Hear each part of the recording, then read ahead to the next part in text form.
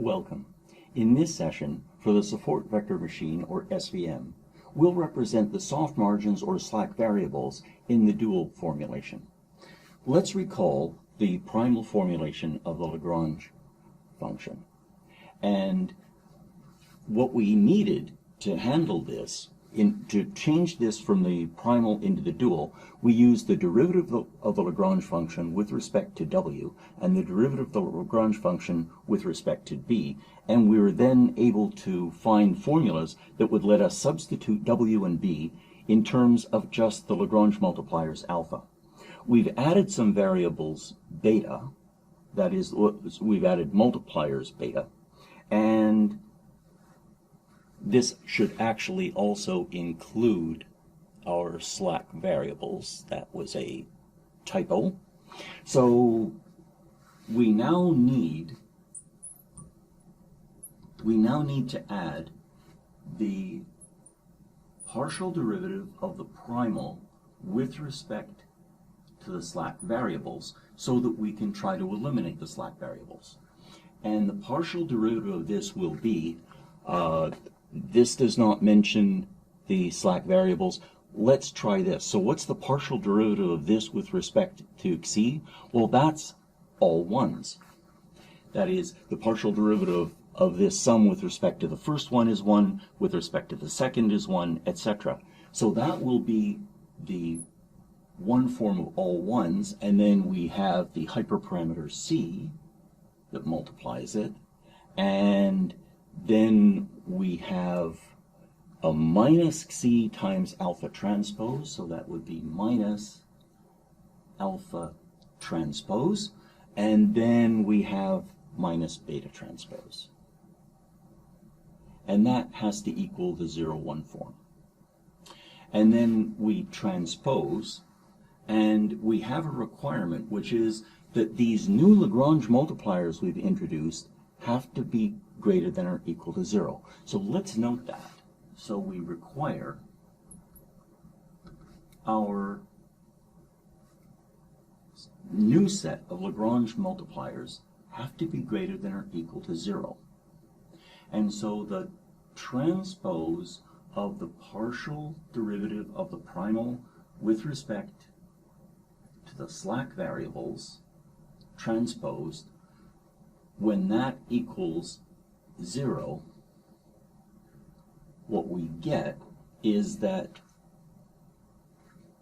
alpha, so if we transpose this and set it equal to 0, what we get is, if we take both of these to this side of the equality, we see that that is the alpha vector plus the beta vector has to equal the hyperparameter times the ones vector. Now let's consider this.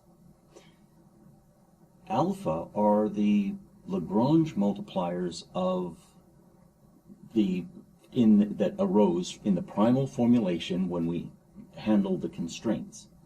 These beta are now unknown variables, and they're all non-negative. So let's consider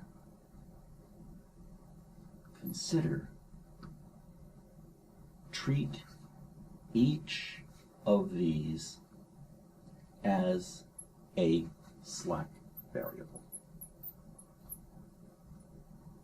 And if we treat these as though they're slack variables, this KKT condition, so the new condition becomes, if that's a slack variable, that means alpha is less than or, so the new condition is that the alpha vector has to be less than or equal to the hyperparameter times the ones vector.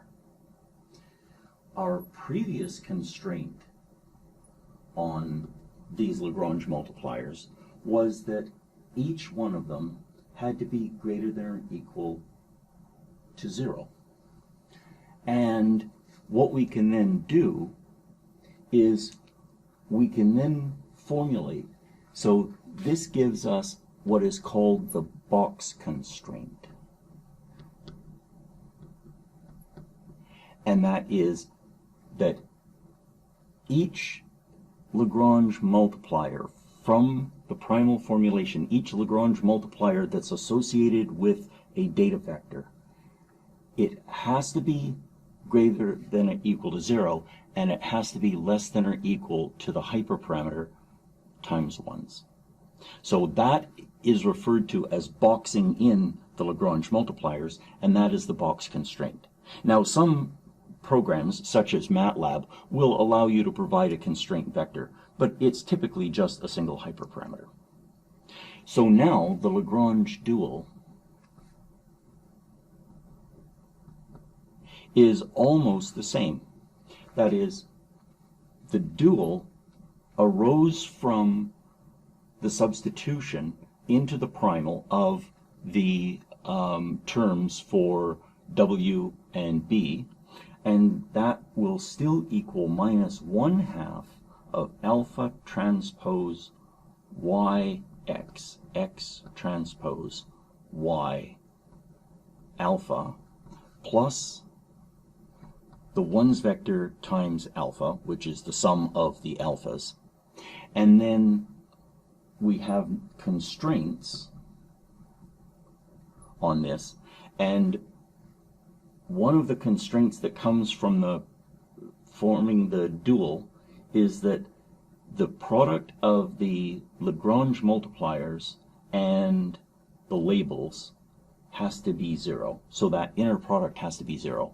And we now have a box constraint, which is that the 0 vector is less than or equal to the Lagrange multipliers, is less than or equal to a hyperparameter times the 1's vector.